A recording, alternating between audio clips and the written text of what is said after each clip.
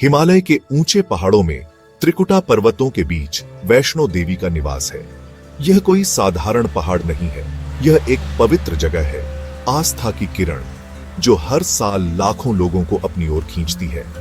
हवा में भक्ति की गूंज है, जय माता दी के जयकारे घाटियों में गूंजते हैं। ये एक बुलावा है, दिव्य मां का एक इशारा।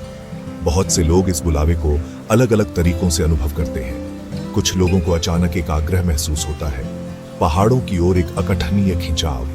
दूसरों के पास बार बार सपने आते हैं, देवी मां के ज्वलंत दर्शन। कुछ के लिए यह जीवन भर की तमन्ना है जो पीढ़ियों से चली आ रही है।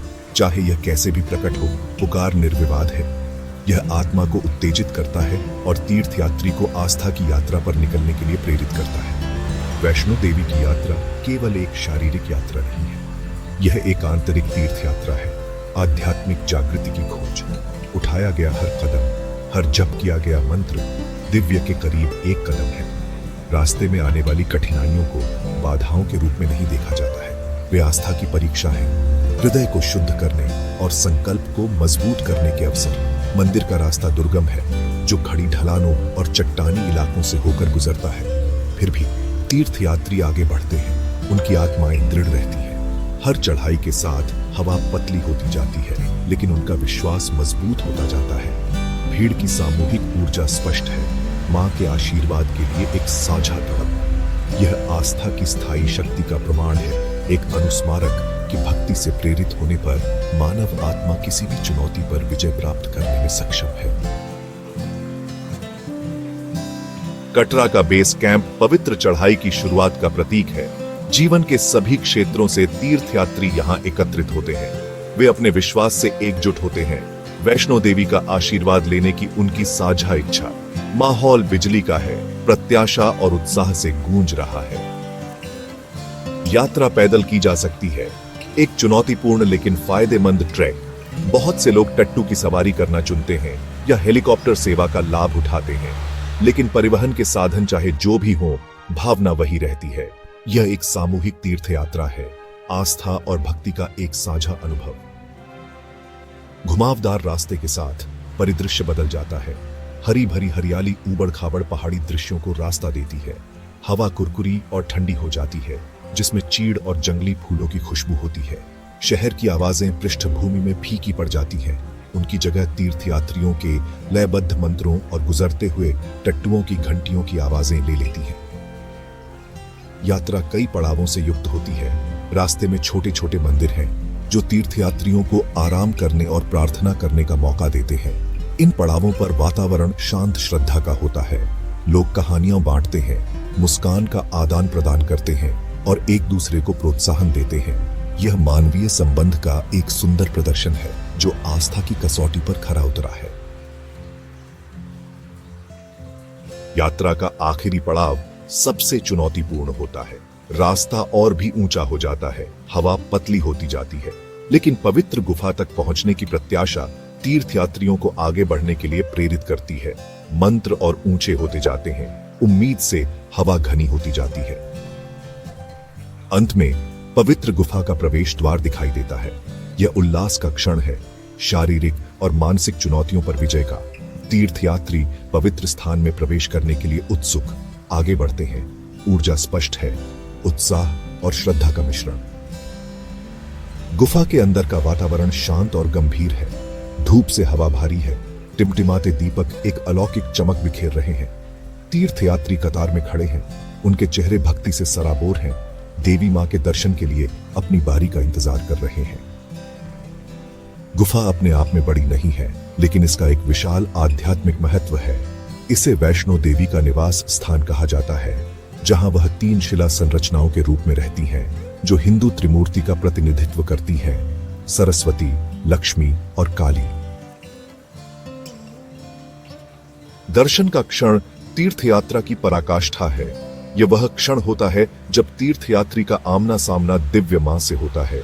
यह गहन व्यक्तिगत महत्व का क्षण है, भक्त और देवता के बीच का मिलन। कतार आगे बढ़ती है, हर कदम के साथ प्रत्याशा बढ़ती जाती है। अंत में तीर्थयात्री पवित्र मंदिर के सामने खड़ा होता है। भावनाओं की एक लहर उन पर छा जाती है, विस्मय, श्रद्धा और कृतज्ञता का मिश्रण। फूलों और रेशम से सजी 3 शिला संरचनाएं एक शक्तिशाली ऊर्जा बिखेरती है। यह एक मूर्त उपस्थिति है, एक ऐसी शक्ति जो गुफा में हर आत्मा को छूती है। तीर्थयात्री खुद को प्रार्थना में खो देते हैं, अपने दिल की बात देवी मां को बताते हैं, आंसू खुलकर बहते हैं, बोझ और चिंताओं को दूर करते हैं। दर्शन एक क्षणभंगुर क्षण है, लेकिन इसका प्रभाव गहरा और स्थायी होता है। यह आध्यात्मिक जागृति का क्षण है, परमात्मा की एक झलक। तीर्थयात्री गुफा को शुद्ध, नए सिरे से और शांति और उद्देश्य की भावना से भरे हुए छोड़ देते हैं। सेक्शन 5, प्रार्थना की शक्ति। वैष्णो देवी में प्रार्थना की शक्ति स्पष्ट है। यह मंदिर के हर कोने में व्याप्त है। हर दिल जो भक्ति से धड़कता है, हवा प्रार्थनाओं, फुसफुसाते हुए आशाओं और हार्दिक कृतज्ञता के बड़बड़ाहट से भरी हुई है। तीर्थयात्री जीवन के सभी क्षेत्रों से आते हैं, अपने साथ आशाओं और चिंताओं का एक विविध ताना बाना लेकर आते हैं। वे स्वास्थ्य, धन और खुशी के लिए प्रार्थना करते हैं। वे मार्गदर्शन, सांत्वना और शक्ति चाहते हैं। वे प्राप्त आशीर्वादों के लिए धन्यवाद देते हैं और पिछले अपराधों के लिए क्षमा मांगते हैं। प्रार्थना का कार्य एक गहरा व्यक्तिगत कार्य है, व्यक्ति और परमात्मा के बीच का संबंध। यह भेद्यता का क्षण है, किसी उच्च शक्ति के प्रति समर्पण का, और फिर भी यह सशक्तिकरण का क्षण भी है, अपने से बड़ी किसी चीज में विश्वास से शक्ति प्राप्त करना। प्रार्थना की सामूहिक शक्ति वैष्णो देवी में एक स्पष्ट ऊर्जा पैदा करती है। यह एक ऐसी शक्ति है जो भाषा, संस्कृति और सामाजिक बाधाओं से परे है। यह तीर्थयात्रियों को आस्था और भक्ति के साझा अनुभव में एकजुट करता है, उन्हें सामूहिक विश्वास की शक्ति की याद दिलाता है। सेक्शन 6, अनुष्ठान और प्रसाद। वैष्णो देवी की तीर्थ यात्रा रस्मों और प्रसादों से भरपूर है। भक्ति के ये कार्य केवल प्रतीकात्मक इशारे नहीं हैं, वे आस्था की मूर्त अभिव्यक्तियां हैं। तीर्थयात्रियों के लिए दिव्य मां से जुड़ने के तरीके। सबसे आम प्रसादों में से एक नारियल है। इसे गुफा के प्रवेश द्वार पर तोड़ा जाता है, जो अहंकार के टूटने और परमात्मा के प्रति समर्पण का प्रतीक है। फिर नारियल का दूध और गूदा देवी मां को चढ़ाया जाता है। फूल, धूप और मिठाई भी आम प्रसाद हैं। वे पवित्रता, भक्ति और कृतज्ञता का प्रतिनिधित्व करते हैं। तीर्थयात्री अपने प्यार और भक्ति के प्रतीक के रूप में पैसे, गहने और यहां तक कि अपने बाल भी चढ़ाते हैं। भेंट करने का कार्य भौतिक धन के बारे में नहीं है, यह उस भावना के बारे में है जिसमें इसे दिया जाता है। यह तीर्थयात्रियों के लिए अपनी कृतज्ञता, अपनी विनम्रता और दिव्य मां को प्रसन्न करने की अपनी इच्छा व्यक्त करने का एक तरीका है। ये रस्में और प्रसाद तीर्थ यात्रा के अनुभव का एक अभिन्न अंग है।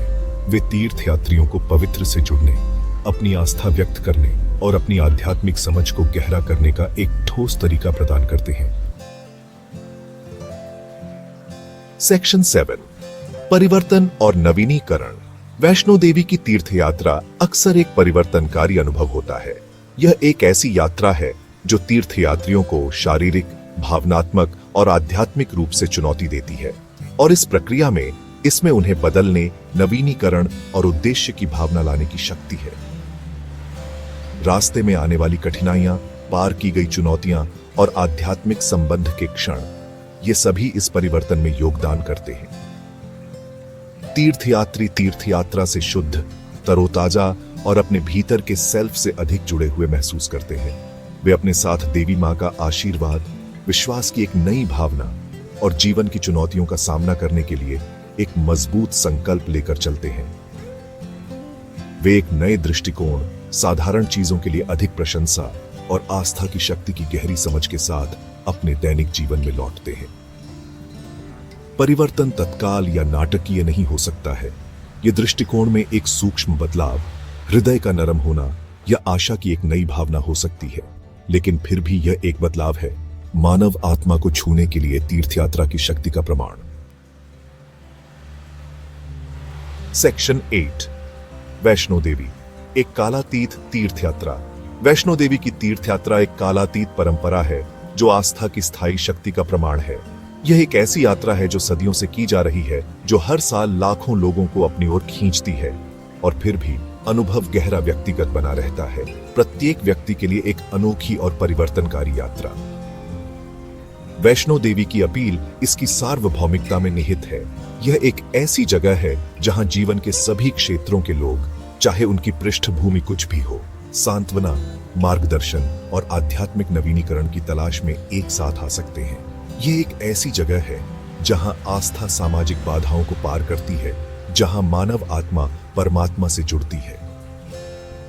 तीर्थ यात्रा संबंध की मानवीय आवश्यकता का प्रमाण है। अपने से बड़ी किसी चीज के लिए यह एक अनुस्मारक है कि हम अपने संघर्षों में अकेले नहीं हैं, कि हमारी समझ से परे एक शक्ति है जो हमें सांत्वना और शक्ति प्रदान कर सकती है।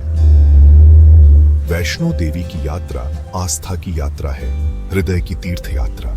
यह एक ऐसी यात्रा है जिसमें बदलने, नवीनीकृत करने और प्रेरित करने की शक्ति है। यह एक कालातीत परंपरा है, एक ऐसी दुनिया में आशा की किरण जो अक्सर खोई हुई और अनिश्चित महसूस करती है।